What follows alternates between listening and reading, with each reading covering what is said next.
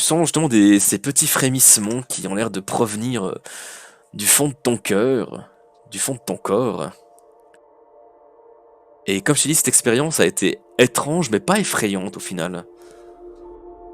Bah écoute, c'est c'est bizarre, parce que je m'attendais pas à sentir une donnée s'éveiller. Je m'attendais plus à une révélation, entre guillemets, spirituelle, Mhm, plus qu'à une révélation, entre guillemets, physique. Euh, mais j'essaye de comprendre un petit peu. J'essaye de comprendre un petit peu ce qui m'arrive. J'essaye de sentir la foudre qui me parcourt, mhm, de sorte à pouvoir. Ouais, enfin, j'essaye de comprendre, quoi, tout simplement. mhm. J'essaye d'assimiler ce changement qui est quand même loin d'être anodin, quoi. Mhm. Euh, Et en fait, ouais, quand c'est en train de s'éveiller en toi, tu as l'impression que ça a toujours été là et tu n'es pas plus surpris que ça. Déjà parce que, comme tu le sais, ta mère avait une telle donnée et ça te semble extrêmement naturel. ouais. C- Comme si tu en avais toujours été capable, mais que tu t'étais imposé toi-même ces restrictions. Ok, ouais.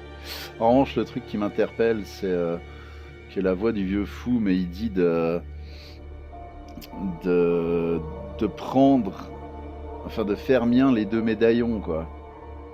Euh, enfin, je sais plus les termes exacts, mais ça allait dans le sens de les faire miens, quoi. Et quand le vieux fou a dit ça, euh, j'avais, pour moi, c'était quasiment une invitation à passer les deux colliers. Mais pour moi, il n'est pas question que je les passe. Mhm. Alors, c'est vrai qu'il t'a dit qu'il te confiait le collier qui le liait à ses compagnons. Mais après, effectivement, tu les as en ta possession, ça même. Ouais, ok. Euh, Est-ce que je sais que ce collier permettait aux autres membres du groupe de se retrouver ou pas? Alors, que je réfléchisse. Parce que moi, Euh, je le sais, ouais, mais je justement, sais pas si Mako le sait. En même temps, Euseb m'a dit, je te confie mes souvenirs. effectivement, En fait, t'es en train de te poser. Mako est en train de se poser certaines questions. Et en fait, il se rend compte, tu te rends compte petit à petit que tu te poses des questions et qu'en fait, tu as certaines réponses. Et effectivement, tu te demandes, tiens, ces colliers, pourquoi est-ce qu'ils sont si importants? Et puis en fait, oui, tu sais la réponse. Ça permet, tu sais que chacun de tes compagnons, des compagnons de Zeb, en avait. Et tu sais qu'ils étaient liés entre eux, ces colliers.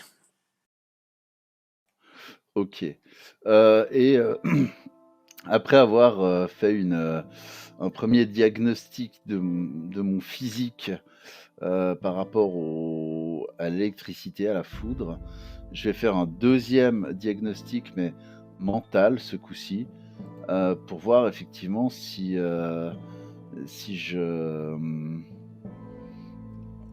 me souviens de choses dont je suis pas censé me souvenir, quoi. Je vais me focaliser justement sur Euseb, et puis je vais essayer de visualiser un événement historique qui s'est passé avant la naissance de Mako, pour voir si je me souviens de ce que j'ai appris en tant que Mako de l'histoire, ou pour voir si je me souviens de l'avoir vécu Hmm. ou d'avoir entendu la nouvelle arrivée. Genre, il y a eu il y a eu la bataille de la coulée du Grand Bronze dans le massif de la Touffe. C'est pas la même chose si on te l'a enseigné dans un cours de tactique ou si tu as entendu un messager qui est arrivé pour dire l'armée du Grand Morbac a vaincu dans le massif de la Touffe, quoi. Tu vois. Mhm. Tu te souviens qui... Ouais, il y a un truc qui te vient à l'esprit. C'était les fameuses... les fameuses inondations de grands fleuves qui avaient noyé une bonne partie du plateau au nord de Terra. Et ça a été quand même un événement, pas un truc qui a marqué l'histoire non plus, mais c'est quand même connu, dont les gens en parlent souvent, c'est même devenu une expression, ah tu, tu vas tous noyer comme le grand fleuve. Il y a une expression comme ça qui existe. Enfin, mais personne ne dit ça. Et Enfin, pourtant, et effectivement, tu te rappelles que l'eau est venue jusqu'à éclosion. Tu te souviens que... Ouais, tu réfléchis, puis d'un coup tu te souviens, ah oui, c'est vrai que là, à ce temps-là, la Terre était particulièrement meuble quand j'enterrais les corps. ok. Ouais, Et c'est un événement qui est arrivé avant la naissance de Mako. exactement, Ok, donc j'ai vraiment une part des souvenirs de Zeb en moi. c'est ça. En fait, ils te viennent pas directement comme ça, mais c'est dès que tu te poses une question, si Euseb a la réponse pour une raison X ou Y, tu vas l'avoir également. Ok. Bien. Parfait. Alors, si tu veux, je me sens... je pourrais me sentir un petit peu dépouillé de ma personnalité, de me dire, ouais, c'est quand même vachement invasif. Mais en même temps, je sais que le vieux fou, c'était pas quelqu'un de mauvais, quoi. Mhm. C'était quelqu'un d'espiègle, avec un sens de l'humour très tordu, un sens de l'humour qui faisait parfois mal, mais qui était jamais méchant, quoi. Enfin, il a fait des méchancetés par humour, mais il le voyait pas comme humour. Enfin, c'est comme ça que je le prends, quoi. C'est comme le pain qu'il m'a envoyé, le vieux salaud. Euh, il pensait sincèrement que c'était une blague, mais qu'en même temps, c'était mérité. C'est peut-être aussi une des raisons qui font que je lui ai pas retourné un aller-retour beefsteak tarin, quoi. Ouais, ouais.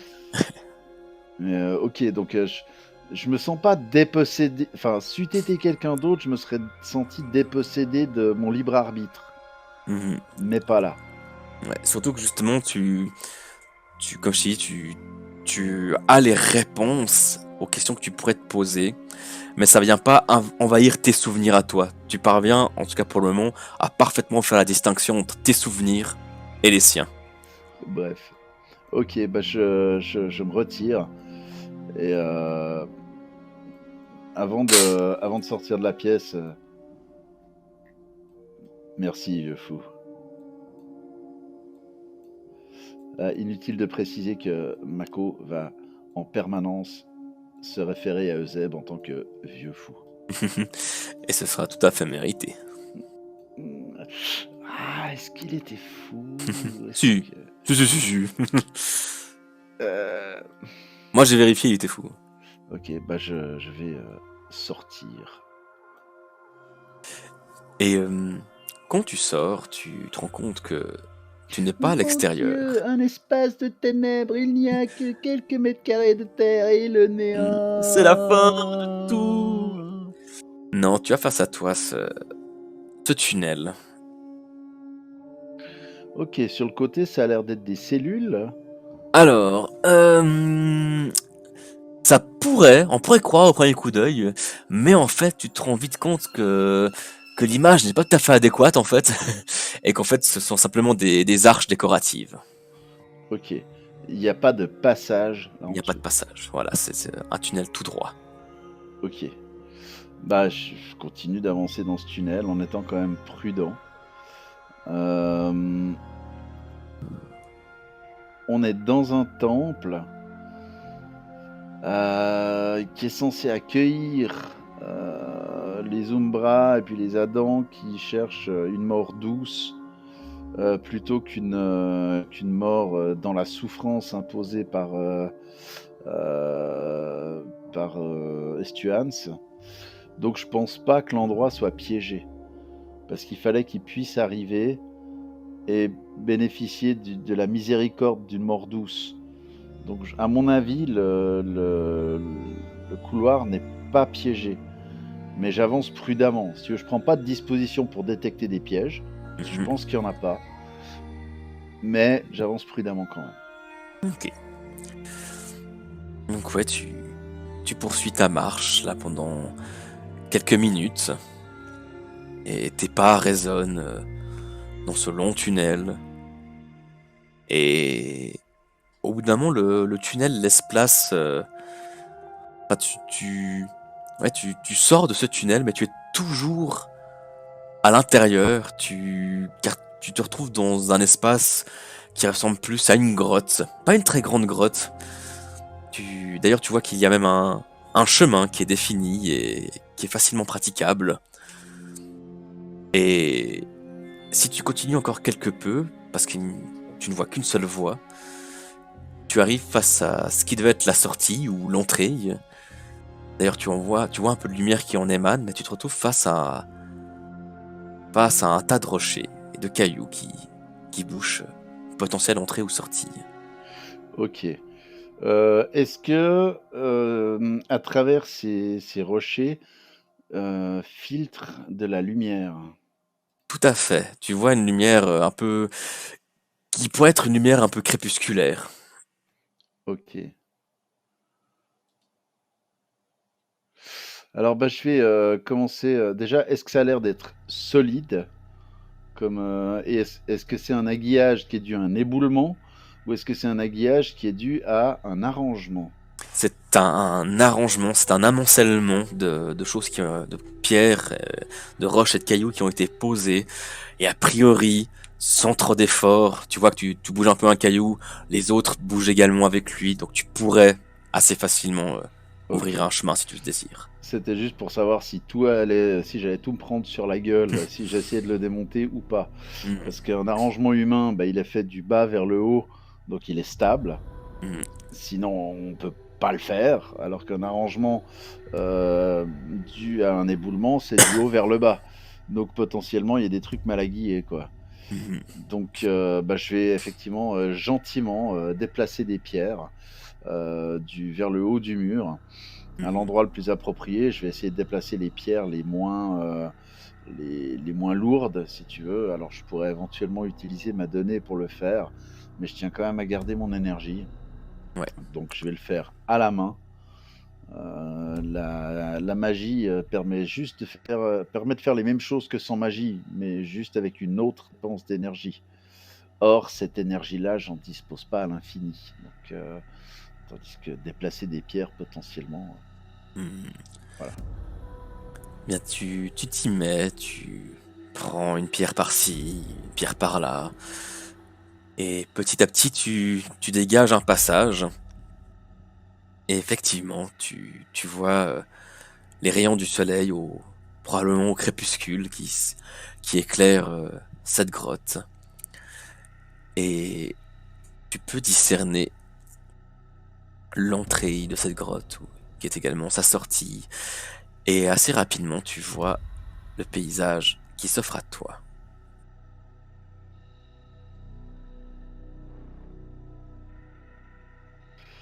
Ok. Le village a l'air d'être paisible, ou est-ce qu'il a l'air d'avoir subi des destructions? Eh ben, je vais faire un jet de perception pour toi, tiens. En Et tout tant cas, qu'à faire, est-ce ouais, qu'il y a l'air d'avoir du monde aussi, ou est-ce que ça a l'air désert? eh bien. Oh, bah, parfait. Alors, ce que tu vois que, en tout cas, le village n'a pas l'air d'avoir subi de destruction. Tu regardes un petit peu si tu vois des gens qui s'activent, et tu ne vois pas grand monde, mais tu as l'impression qu'il y a quelques personnes ce qui pourrait être la place du marché. Et d'ailleurs, sur la place du marché, tu crois voir un petit peu de fumée qui s'élève, mais tu vois également de la fumée qui s'élève de quelques maisons. Ok. Est-ce que cette statue de griffon Mhm. euh, me, me parle au niveau de... Ah bah oui, bien sûr, c'est tel village, vu qu'il y a telle statue, ou bien est-ce que c'est le genre de statue qu'on trouve à plusieurs endroits possibles, tu vois, en fonction de l'environnement aussi, les montagnes que je vois, cette statue, etc. Est-ce que j'arrive à identifier le village? Mhm. Tu regardes et... Alors, on a dit que t'avais temps en géographie, ouais. Tu regardes et... Oui, le premier truc qui te fait tilt directement, c'est effectivement cette très grande statue de griffon, totalement en or. ou est-ce qu'elle était recouverte à la feuille d'or, tu ne sais plus trop. Mais J'ai un sourire en imaginant Euseb qui essayerait de la gratter le soir venu. tu sais que tu te trouves à Guldor. C'est c'est un village que tu sais être au nord-ouest de Terra 2. Et tu Ok. sais que c'est un village qui a longtemps vécu enfin, qui a fait beaucoup de commerce de ces mines d'or, justement. Mais la plupart des mines aujourd'hui ont été désaffectées, car vidées de tout ce qui pouvait avoir attrait, tout ce qui pouvait avoir d'intéressant. Ok. Donc, une gloire passée.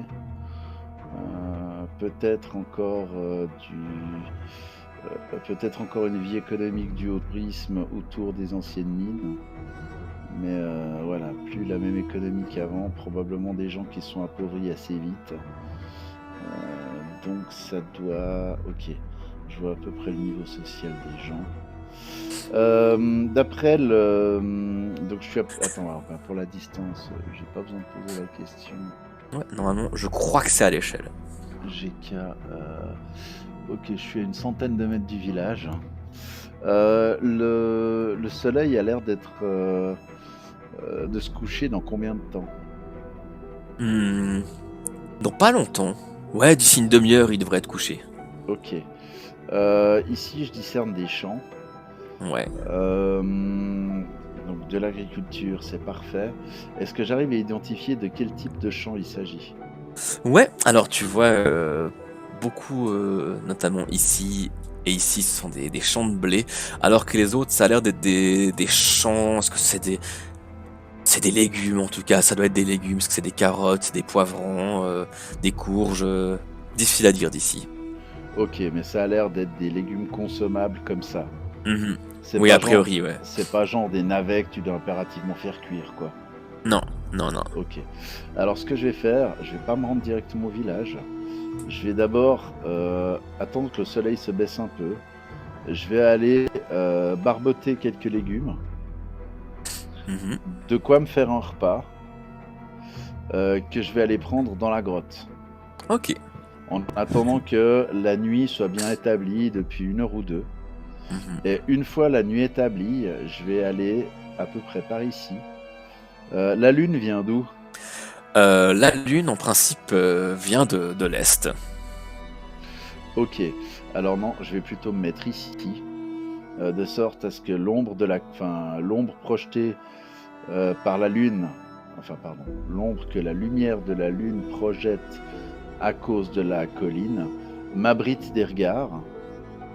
Et puis je vais, donc je me rapproche un petit peu, donc là je suis à moins Alors, grande distance qu'avant, juste de avant sorte à ça, pouvoir voir l'activité dans le village avant de m'y aventurer.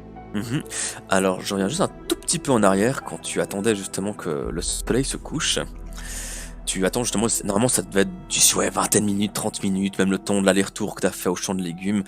Et le soleil aurait dû se coucher, et pourtant, le soleil ne se couche pas. Ok. Ça m'inquiète. Tu sais, t'as un doute, tout d'un coup, tu regardes vers le ciel, mais tu vois que les nuages bougent, tu vois le vent qui secoue les branches des arbres. Ok, alors je veux en être sûr. Alors ce que je vais faire, c'est que je vais trouver un endroit près de l'entrée de la grotte où je puisse me caler facilement.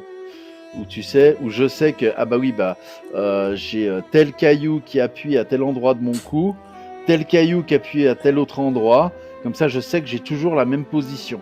Mhm. D'accord?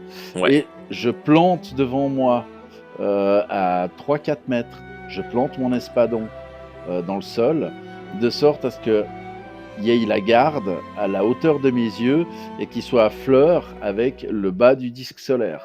Et je vais rester immobile. Et si le soleil effectivement ne baisse pas, l'image du disque solaire ne sera jamais bouffée par la garde. Alors que s'il bouge même très lentement, ça va quand même bouffer un petit peu le disque solaire. Tu fais tout ceci. Je sais pas Ouais, si je oui, suis clair. tout à fait. Tu fais tout ceci. Et non, tu es persuadé. Le soleil ne bouge pas. Oh putain. Ok. Alors bah donc pas de lune, donc il y aura toujours la même luminosité. Donc potentiellement, le soleil se levant à l'est, il doit être là à l'ouest, vu que c'est Exactement. crépusculaire. Ouais. Ok, alors je vais faire le tour un petit peu par là-bas, et puis je vais essayer de profiter de l'ombre projetée par les bâtiments pour pouvoir m'avancer discrètement, Mhm. pour essayer d'aller voir l'activité du village et surtout quelle était cette fumée qui émanait de la place du marché. J'ai peur que ce soit la fumée d'un bûcher, quoi. Mhm. Alors, tu fais tout ceci, tu observes attentivement l'activité du village. Tu vois quelques personnes.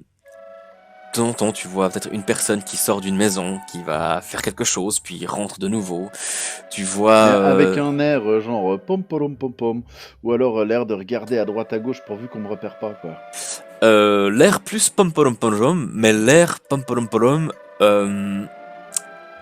ce que tu remarques, c'est deux trois personnes que tu as vu sortir, elles rentrent quand même assez rapidement chez elles, hein. Et ce que tu remarques aussi, bah tu vois justement quelques ombres aux fenêtres. Donc il y a de la vie dans ce village, mais tu te rends compte également que sur la place d'où émane cette fumée, tu vois des soldats en armure. Et c'est des soldats, j'imagine, des Stuans. Alors, oh, alors, étrangement, cette armure ne te dit rien, mais voilà de quelle armure. Ouais, alors ça fait quand même méchamment penser à la tenue des grands prêtres des Stuans, hein. Comment il s'appelait l'autre Voldemort là Victor Vox ou Voilà, ouais, c'est ça. Ça ressemble vachement à la robe de Victor Vox. disons qu'il y a un petit côté Ah bah le blanc et le doré. de ce côté nacré, blanc, effectivement, qui pourrait faire penser à ça en tout cas. Ouais, alors pour moi c'est clairement des soldats des Stuans, hein. Ok, donc je vais pas m'en approcher. Mhm. Euh, et en fait, je vais retourner à la grotte. Et puis, je vais prendre les deux médaillons de Zeb et de Hamburger, là, Sonia. Ouais. Et puis, je vais essayer de me concentrer. Alors, je sais que ces deux médaillons sont censés être reliés aux autres médaillons. Donc, je vais fouiller. Enfin, je vais surtout prendre le médaillon de Zeb, en fait. Mhm. Et puis, je vais fouiller dans ses souvenirs pour voir comment il faisait pour trouver dans quelle direction étaient les autres. Et je vais chercher le, le médaillon des autres le plus proche. Ok.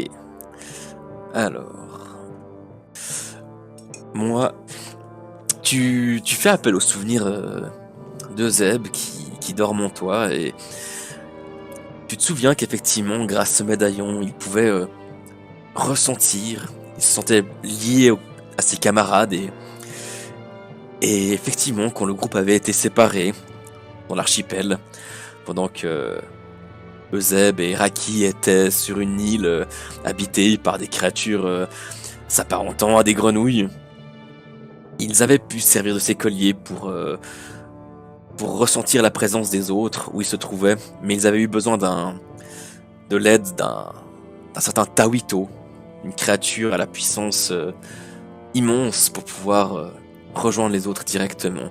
Et là, tu te concentres et non, tu ne ressens rien de particulier. Ok. Alors, vu que Euseb a acquis une puissance relativement phénoménale par rapport au commun des mortels, même si c'est probablement rien à côté de la puissance d'un Lyrikem ou des Stuans, je vais retourner dans le complexe Mhm. funéraire. Ouais. Je vais aller au pied du crâne. Puis, ce coup-ci, je vais pas regarder dans les yeux du crâne. je vais simplement chercher à connecter la partie de Zeb en moi à la partie de Zeb qu'il y a dans ce crâne, et je vais me concentrer sur le médaillon lui-même. Si tu veux, je vais essayer de servir de canalisateur à la puissance de Zeb entre la puissance résiduelle dans ce crâne de géant pour qu'elle passe par moi, qu'elle passe par le filtre des souvenirs de Zeb et qu'elle soit injectée, entre guillemets, dans le médaillon pour essayer de mettre en œuvre ce que Euseb a vécu en compagnie de Tawito. Je sais pas, une fois de plus, si je suis très clair dans ce que je dis. Tu es très très clair. Alors... Ok, donc tu es retourné, c'est ça, à l'intérieur, vers le fameux crâne de géant, c'est ça? Exactement. Et donc me servir de la puissance de Zeb à travers mes souvenirs de Zeb, focaliser sur le médaillon pour mettre en œuvre la entre guillemets, technique appliquée par Tawito. Mhm. Enfin, ce que Zeb en avait ressenti à ce moment-là, tu vois, s'il était impliqué dans la chose ou pas, essayer de répliquer le schéma mental. Ouais. Ok. Alors, je vais te ramener quand même sur la map en question. Et tu essayes de rentrer en communion avec tout ce qui t'entoure ici, toute cette adoration de l'ombre, d'essayer de rappeler la puissance qu'a obtenue Euseb au fil de son voyage et même à sa fin. Et est-ce que maintenant il serait parti pour de bon? Tu ne saurais pas dire parce que tu ne parviens plus. Ici, il ne se passe plus rien de particulier. Tu ne parviens plus à ressentir sa présence. Ok. Mais tu entends une voix qui provient du fond du couloir. Ok, alors je descends tout de suite, je m'abrite là derrière. C'est quelle hauteur en fait ça? Ça, c'est 1m20 à peu près. Ok, donc moi je suis beaucoup trop grand pour être caché là derrière. Hmm. C'était une question en fait. Ouais, oui. Enfin, tu pourrais, si tu t'accroupis, c'est bon en principe. Ouais, mais genre les épaules qui dépassent quoi, donc pas terrible, surtout avec la bougie qu'il y a derrière. La silhouette, on va bien la voir. Donc je vais venir me mettre contre le mur ici, Mhm. prêt, tu sais, avec mon hachoir prêt à frapper. Et j'écoute la voix. Est-ce qu'il y a une autre voix qui répond? Est-ce que c'est quelque chose qui m'interpelle? Enfin quoi? Qu'est-ce que ça dit? Qui sait? J'essaie de tirer un maximum d'informations. Est-ce que c'est une voix jeune? Est-ce que c'est une voix vieille? Est-ce que c'est une voix autoritaire? Est-ce que je comprends la langue? Qu'est-ce que ça me dit? Enfin, Incroyable. Pardon. Tu entends deux personnes qui discutent et tu entends c'est du commun, donc tu comprends tout à fait ce qui se dit et oh tu entends putain. ceci. Et tu crois qu'il allait par là? Oui, je crois qu'il était au fond du couloir là-bas. Qu'est-ce qu'on fait? Comment est-ce qu'on essaie de l'attraper? Mais chut, on va être discret. Mais je te dis qu'on est discret. Mais non, on n'est pas discret si on parle comme ça. Enfin, moi je te dis qu'il est là-bas. Mais qu'est-ce que quelqu'un foutrait là? Comment il a pu sortir de la grotte? J'en Alors, sais rien, moi. là, je regarde. Attends, je veux juste regarder ça. Est-ce qu'il y a par terre des graviers, des cailloux, ce genre de trucs? Ouais, t'en trouves, Est-ce... ouais. Ouais. Ouais, alors je prends un petit caillou et puis je le lance à peu près par ici contre le mur. Alors bon, ça va pas faire une grande différence pour le couloir. Ils vont juste entendre qu'il y a un bruit. Mhm. Mais je le lance quand même plus loin que moi, dans le but qu'ils entendent quelque chose. Et puis, comme je te dis, je me tiens prêt à frapper. Mais le but du jeu, c'est d'en neutraliser un. Enfin, quand ils vont rentrer, parce qu'ils vont rentrer, le but du jeu, ça va être d'en neutraliser un, que ce soit mortellement ou pas. Mhm. Et puis le deuxième, le neutraliser non mortellement, dans un but d'interrogatoire. Ok. Et dans le combat qui va se dérouler fort probablement, je vais essayer d'identifier les voix. Quelle voix j'ai entendue va avec quel type. Ouais. Le but du jeu, c'est surtout essayer d'interroger celui qui a l'air le plus bête et le plus influençable. Ok.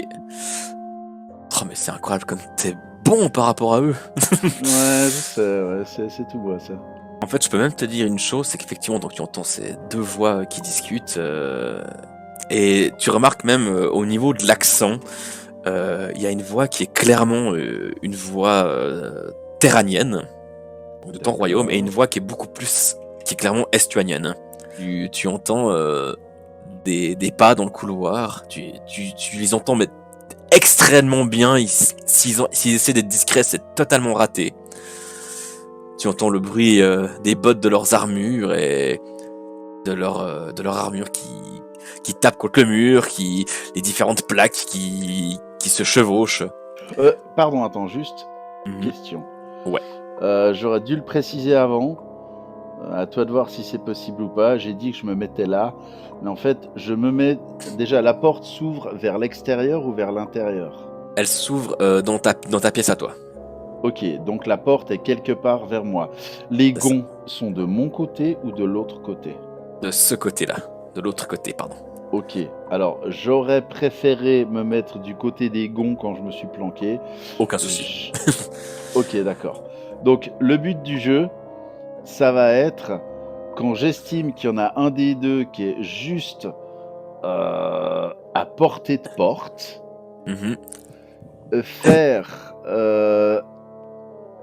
une attaque bestiale dans la porte pour qu'ils se la prennent à travers la gueule modèle grand 1. Ok, j'adore. Alors, ça marche. Eh bien, ce que je vais te demander, en fait, je vais rien te demander du tout. Tu peux tout simplement lancer ta technique attaque bestiale, puis un jet de force. Alors, attends, je vais juste vérifier. Ok, j'ai encore 6 points d'adrénaline. Parfait. Alors, attaque de la bestia. Ensuite, Lou Forsu. Ah, Lou Forsu, non pas Fréchou. Alors, l'attaque bestiale, de toute façon, est faite. Donc, de toute façon, il y aura les conséquences qui devront suivre. Là, ça fait quand même 7. Normalement, tu projetterais une cible à 3 mètres. Donc, il se prend quand même bien la porte. Tu entends les bruits de l'armure qui sont juste au moment où il faut. Et tu fais PAH! Et la porte, a priori, se referme sur le casque d'un des deux soldats. Et tu entends un bruit de chute. Ok, là, je vais ici. Je me mets sur la pierre tombale, enfin la stèle plutôt. Ouais. J'attends que la porte se rouvre. Et dès que la porte se rouvre, je fonce sur ce qu'il y a derrière la porte. Okay. Non, je refais une attaque bestiale sur la porte. Ça marche. Alors, je vais t'inviter à ouvrir le combat tracker.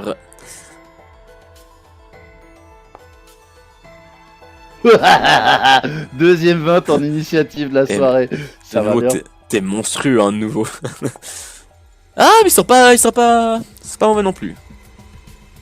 Non, mais ils sont plus mauvais que moi. Alors pour le moment, la porte ne s'ouvre pas, mais tu entends Armée de la nouvelle ère, déclinez votre identité.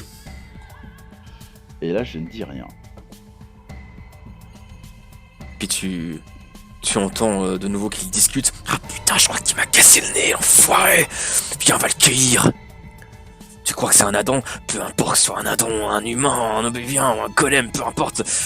Ah, il va tâter ma lame, je te dis. Et la porte s'ouvre.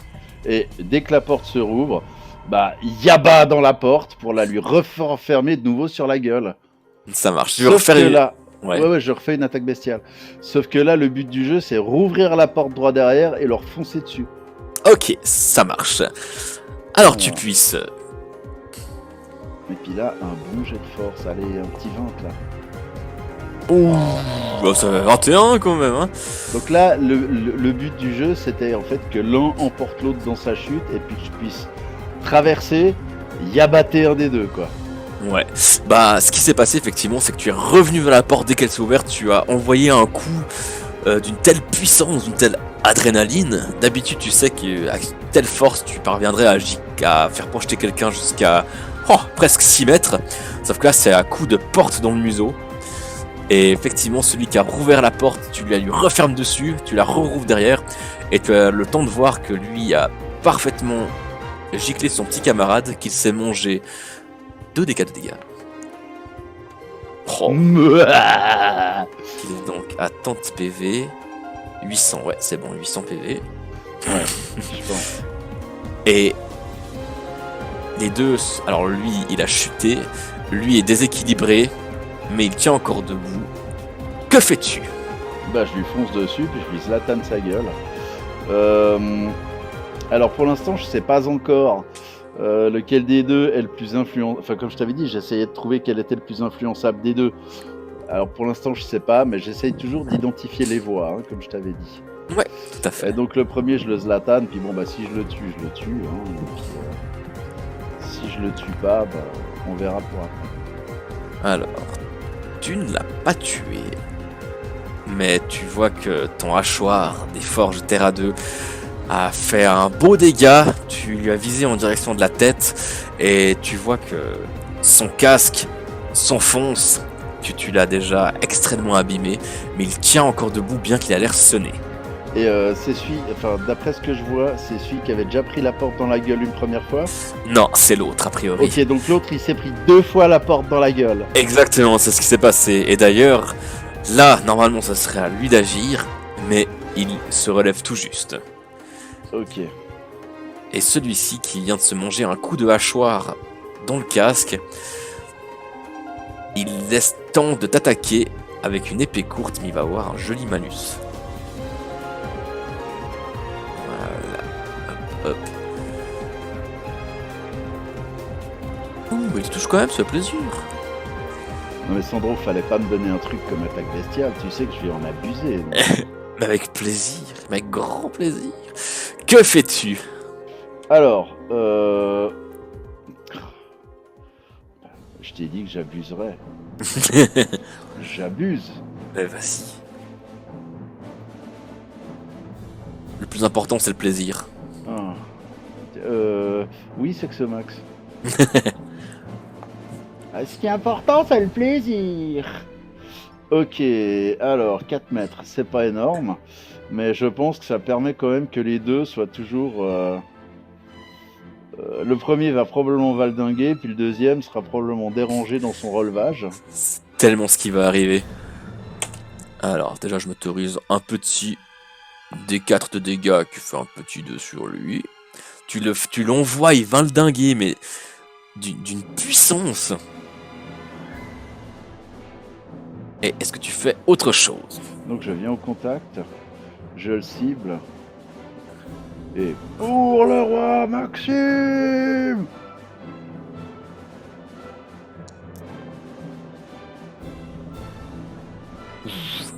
De nouveau, il se mange un méchant coup de ton hachoir, mais il tient encore debout. Celui-ci, bien qu'il fait pas le malin, il était en train d'essayer de se relever. Son petit camarade lui est pas tombé dessus, mais là, il s'est cogné contre son camarade qui a été projeté.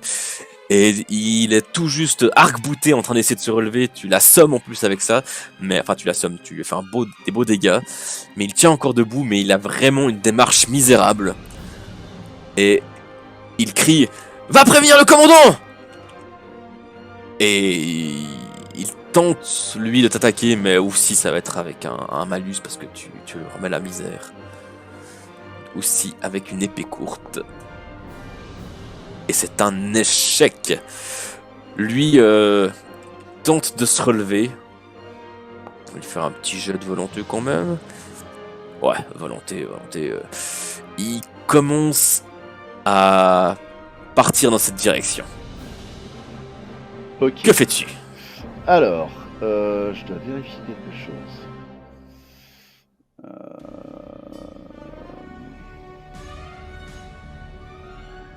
Je peux pas utiliser une technique, avancer, lancer un sort et taper, on est d'accord. Ouais, en fait, ce serait soit attaquer une technique, soit un sort, une technique. Ok. Plus Alors, le déplacement, bien évidemment. donc, histoire de ne pas changer une équipe qui fait match nul, une petite attaque bestiale sur celui qui est juste devant moi. Sébastien Chazal. Non, c'est pas ça, c'est comment? C'est Chabal. Chabal. Chabal. Et je profite qu'il soit... Attends, je vais quand même mesurer parce que je veux pas abuser, mais je pense que l'autre est à moins de 9 mètres, largement. Et lui, tu le projettes par ici, même 5 mètres en fait, donc ouais. Ouais, puis si c'est possible dans les jambes de l'autre, ça pourrait être pas mal. Bah écoute, vu que le couloir peut contenir 2 personnes, on va faire un petit jet de chance, je te propose. Ouais, ouais, 1, ça le touche, pas, et 2, ça le touche. ok. Ah, on a tiré les deux. Merde. Bah écoute, tu as fait le jet, c'est toi qui compte. Ok, bah, on va Donc, dire que ça le touche, ça l'envoie dans les guibolles de l'autre. c'est ça, les deux tombent misérablement, et ils s'en coupent dessus, l'autre s'en coupe dessus. Et je viens au contact et je vais tenter d'achever celui que j'ai déjà commencé à zlataner. Oh là là là là là là là là. Et ce serait pas une Oh, critique un ça? critique à 19. Mais oui. Ah si, le hachoir il a ça. Eh ben écoute, donc c'était celui-ci. Ouais. Eh bien celui-ci, sans une once de difficulté, tu plantes ton hachoir dans son dos. Ah non. Et je sais pas si je peux, mais quand l'autre est en train d'essayer de se relever, je lui fous le hachoir sous la gorge et je lui fais si tu veux vivre, rends-toi. Et effectivement, tu vois qu'il était sur le point d'essayer de partir et le hachoir est un très bon argument pour qu'il n'aille pas plus loin. Et à la voix, est-ce que j'ai réussi à identifier lequel des deux c'était? C'est le plus influençable ou c'est l'autre? Difficile à dire parce que ils ont pas fait suffisamment. Il n'y a pas eu suffisamment de conversation qui avait attrait à cela. Il y a juste celui que t'as achevé qui a crié à l'autre effectivement d'aller voir leur commandant. Ouais. En plus, c'était le premier à rentrer. C'est celui qui s'est pris 2 fois la porte. C'est potentiellement le plus courageux. Donc, c'est potentiellement aussi le plus volontaire des deux. Donc, je pense que j'ai affaire à la chiffre molle. Ça m'arrange. Je vais faire sauter son casque. Ouais. Et puis, je vais lui dire, tu sais, je l'appuie contre le mur, toujours avec le hachoir sous la gorge, donc qu'il soit assis par terre, contre le mur, et je lui fais assieds-toi sur tes mains. Quand tu retires son casque, tu remarques que c'est un homme qui doit avoir la quarantaine. Il a des cheveux mi-longs qui vont jusqu'aux épaules et tu vois une, une barbe assez conséquente. Et il exécute tes ordres. Bien qu'il te regarde il te fixe et ne baisse pas le regard en te regardant. Ok, quand il essayait de se relever, il utilisait quelle jambe pour s'appuyer? La gauche. Ok, mets ta jambe droite sur ta main, sur ta jambe gauche. Il réfléchit un moment puis il s'exécute. Ok. Comme ça, ce sera d'autant plus difficile pour lui de se relever. Il peut pas compter sur ses mains, il peut pas compter sur sa jambe forte. Donc il est en position de faiblesse maximum. Il jette un regard à son compagnon et il voit le sang qui s'écoule de son dos puis sur le sol depuis son ventre. Je regarde le cadavre, je regarde mon prisonnier, et puis je lui dis, c'est incroyable comme cette tache de sang sur cet uniforme blanc ressemble à ce soleil qui ne se couche pas sur le fond du ciel, n'est-ce pas? Oui, Intéressant de finir comme le soleil dans un temple dédié à l'ombre. Quelle ironie. Oui. Et tu vois qu'il a l'air interloqué en te regardant. Tu vas me parler. À la voix, à son accent, c'est le terranien ou c'est l'autre? Ce serait le terranien, effectivement. Tu étais soldat de Terra ou un simple citoyen? Toujours avec le coupe-chou sous la gorge. Je suis soldat de Terra, mais pour l'armée de la Nouvelle Ère. Autant dire que tu es un traître, tu as trahi ton roi. Et là, il te regarde toujours interloqué, il a l'air étonné. Général Kouzeï? C'est vous? J'ai porté le nom de cette fonction. Tu vois qu'il devient blême. Il devient aussi pâle que son armure. Que faites-vous ici?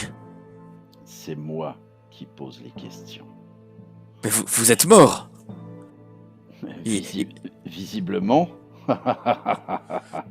Quand le Seigneur s'est éveillé, il a abattu sa colère sur la plaine de Pandora et vous êtes mort, vous étiez là-haut avec ces aventuriers. Eh bien, il semblerait que je ne sois pas mort.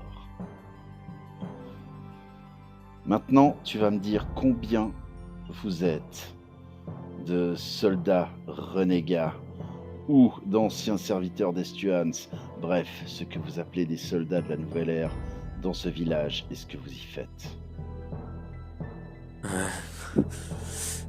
Nous sommes 1, 2, 3, 4, 5, 8. Nous sommes une dizaine. Alors, attends, intimidé. J'appuie un peu plus la lame contre son cou. Et tu sais, puis je la fais très légèrement glisser. De sorte à faire une toute petite entaille. Juste pour que ce soit douloureux, tu vois. Pas pour le tuer, pas pour le blesser. Vraiment juste dans une manœuvre d'intimidation. Très bien. Oh. Et tu ne serais pas en train de me mentir. Tu ne mentirais tout de même pas au général que tu as trahi. Tu ne me trahirais pas 2 fois. Non, je ne vous mens pas. Mais peu importe ce qu'il advient de nous, l'important c'est le cadeau que veut nous offrir le Seigneur. Alors peu importe si je meurs ici aujourd'hui, nous avons déjà nettoyé ce village. Quel cadeau va-t-il t'offrir? Ça a déjà commencé. Tu serais porteur de la voix? Nous le sommes tous devenus depuis qu'il nous a bénis. Et il nous lie à la souffrance, il nous lie à la douleur. Eh On n'avait bien, pas ressenti sa puissance depuis son éveil. pour avoir trahi ton roi, pour avoir trahi ton serment de soldat, pour avoir exterminé des êtres sans défense et des êtres innocents, je te condamne à mort. Et squeak! Et tu vois son sang qui s'écoule de sa gorge, sa jugulaire. Et pendant quelques instants, tu vois que ses yeux tout d'un coup deviennent blancs, cristallins. Et étrangement, tu reconnais un regard à travers ce regard. Tu reconnais cette expression de visage. Et alors qu'il est en train de se vider de son sang, tu entends « Peu importe où vous serez, je vous vois et je vous entends. » Et là, je regarde droit dans les yeux du mort. Et puis, j'essaye d'utiliser les souvenirs de Zeb. L'idée, c'est pas de communiquer avec le mort, mais c'est, tu vois, enfin, ce lien qu'il avait avec les morts, j'essaye un petit peu quelque part de le comprendre pour pouvoir m'adresser directement à Estuans, qui de toute façon me voit d'après ce qu'il dit. Mais j'essaye vraiment de me concentrer, de me focaliser là-dessus pour lui dire « Eh bien, regarde, je viens pour toi. » Et puis là, je fais faire un 180 degrés à la tête pour qu'il regarde le mur. Et ce regard cristallin, ses yeux blêmes, laisse place aux yeux vides d'un mort.